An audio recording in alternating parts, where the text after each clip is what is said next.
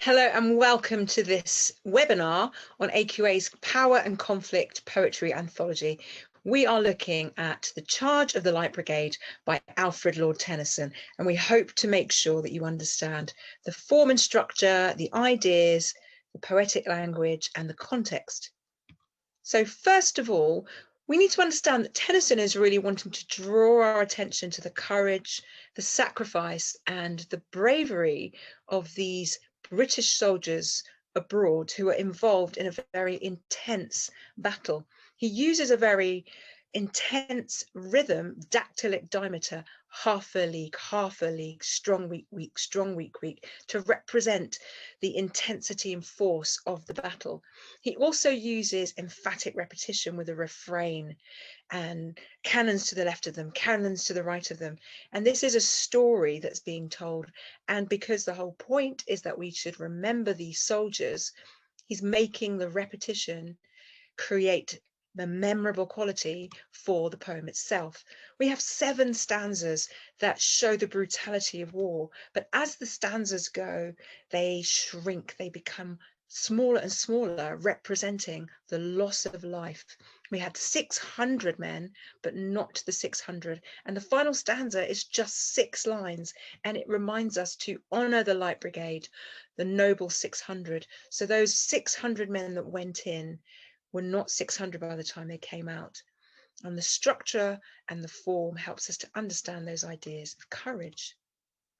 Now, in terms of language and imagery, the poet uses this to really create that climactic narrative. The motif of personification of the mouth of hell shows that these men are almost cannon fodder. They're being chewed up by war. And the biblical language, the jaws of death, like the valley of the shadow of death, really shows that this is something that's memorable. And these really are heroes. The onomatopoeia shattered really is again showing the pain that they've suffered in battle, and the hyperbole stormed at with shot and shell. You can see that is also metaphor, and sibilance shows the ferocity and the rage of the battle that they suffered. Also, we have a sense of contrast, and the contrast is emphasized because of the rhyme. We have the word blunder, where one of the officers made a mistake, and then the word wonder, where we have the men who are being prized and heroic. So the contrast between the foolish leaders and the heroic men is really emphasized through the rhyme. And then the rhetorical question, when will their glory fade? These men are so bright and heroic and important for British history that really it's saying that they will always shine bright in our hearts and in our memories. We also have, as a language feature, the use of imperatives: forward the Light Brigade, honour the Light Brigade. So again, that's emphasising the praise for the soldiers and the criticism for their leader.